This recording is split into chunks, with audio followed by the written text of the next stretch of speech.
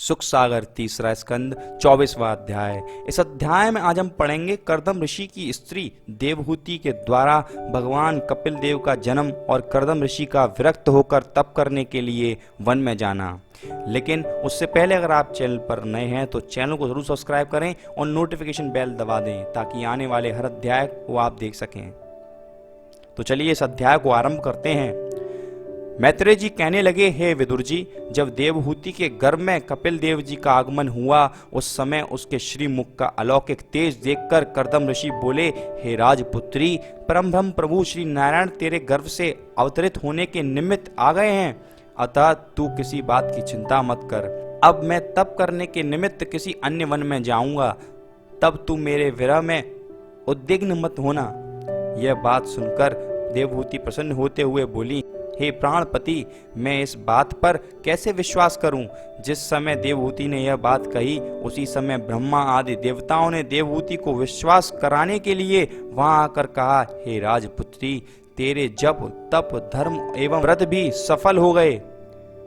अब कपिल देव जी के स्वरूप में परम ब्रह्म प्रभु श्री नारायण तेरे गर्भ से अवतरित होकर इस जगत में तेरे यश और कीर्ति में वृद्धि करेंगे। उनके अवतरित होने पर तेरा नाम जगत में सदा के लिए अमिट हो जाएगा। तेरे मन में जो अविवेक रूपी कालौंच छाई हुई है उसे वे अपने ज्ञान रूपी अग्नि से उज्जवल कर देंगे, परंतु तू उनको अपना पुत्र मत जानना। वे अत्याचारियों के लिए सांख्य योग का उपदेश देने के निमित्त अवतरित हो रहे हैं। जिस समय जगत में धर्म नष्ट हो जाता है तब वे धर्म की वृद्धि करने और अधर्म का नाश करने के लिए अवतार धारण करते हैं। हे विदुर जी, इतनी कहकर सभी देवतागण देवहूति एवं कर्दम ऋषि की परिक्रमा करके अपने अपने स्थानों पर पधार गए। देवहूति को हरि मंदिर जाने के कारण देवताओं को बहुत प्रसन्नता प्राप्त हुई। तत्पश्चात 10 मास व्यतीत होने पर जब श्री कपिल देव जी अवतरित हुए उस समय उनके समस्त अंग एवं लक्षणों को देखकर बहुत प्रसन्न हुए। देवताओं ने भी आनंदित होते हुए दुंदुभि बजाकर आकाश से फूल बरसाए और गंधर्वों ने उनका गुणानुवाद किया। अप्सराएं अपने अपने विमानों में बैठकर आकाश में जाकर नाचने लगीं। तीनों लोकों में मंगलाचार होने लगे और दशों दिशाओं में प्रकाश हो गया। जब कर्दम ऋषि ने श्री कपिल देव जी को परम ब्रह्म परमात्मा के रूप जान लिया तब वे उनके सामने हाथ जोड़कर खड़े होकर इस तरह स्तुति करने लगे, हे ज्योति स्वरूप प्रभु, आपका नाम स्मरण करने एवं प्रदर्शन करने में संसारी प्राणी भवसागर से पार हो जाते हैं। आपका दर्शन बड़े बड़े योगियों और ऋषि मुनियों को ध्यान में भी होना दुर्लभ है, अतः मेरे बड़े अहोभाग्य हैं जो आपने मेरे घर आकर अवतार लिया है। मैंने देवताओं के श्रीमुख से यह सुना था कि आपने सांख्य योग का ज्ञानोपदेश करने के निमित्त जगत में यह अवतार धारण किया है, इसलिए अब आप कृपा करके मुझे ऐसा ज्ञान बताइए जिसके बल से मैं देह छोड़कर मुक्त हो जाऊं।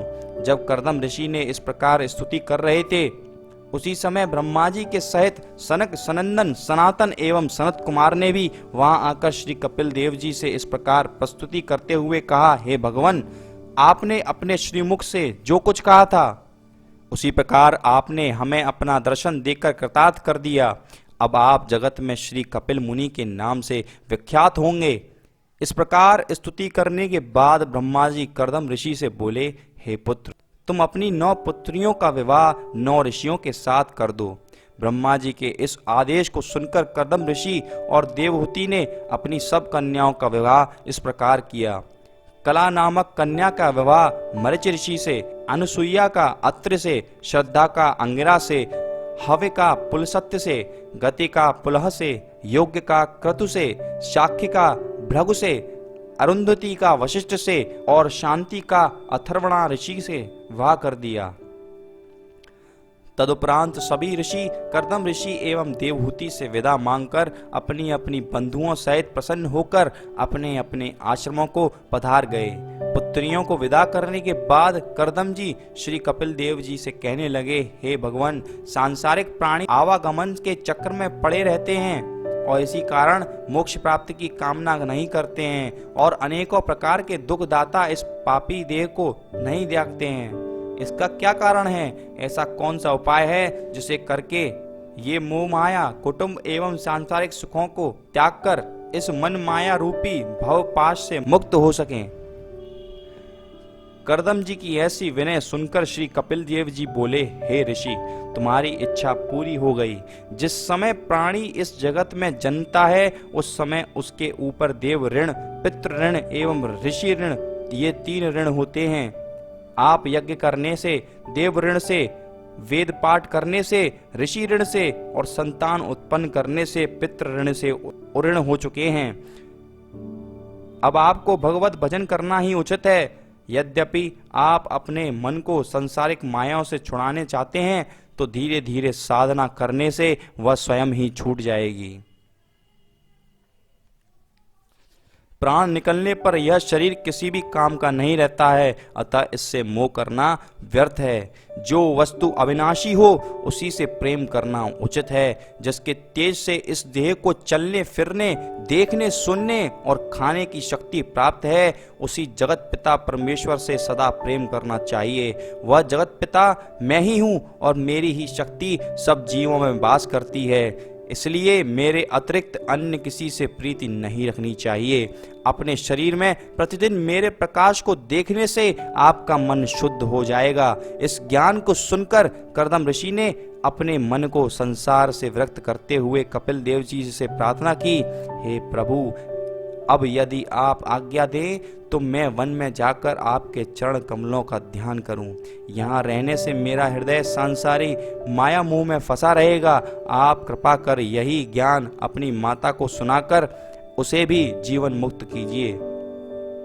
यह सुनकर कपिल देव जी बोले, हे पिता, आप वन में जाकर मेरे स्वरूप का ध्यान कर साधु महात्माओं का सत्संग करें। जिस स्थान पर मेरी चर्चा, कीर्तन अथवा कथा होती हो वहां आपका हृदय फिर कभी संसारी माया में लीन नहीं होगा। और इस प्रकार यहाँ पर 24वां अध्याय समाप्त होता है। लेकिन अगर आप चैनल पर नए हैं तो चैनल को जरूर सब्सक्राइब करें, और बाकी के सुख सागर के अध्याय अभी तक आपने नहीं देखे हैं तो चैनल में सभी अध्यायों का डिस्क्रिप्शन में लिंक दिया गया है, तो वहां से जाकर आप सभी अध्यायों को देख सकते हैं। और इस वीडियो को शेयर जरूर करें ताकि हमारे जितने भी भारतीय लोग अपनी संस्कृति से विमुख हो गए हैं उन्हें हम अपनी संस्कृति की ओर वापस रुझा सकें।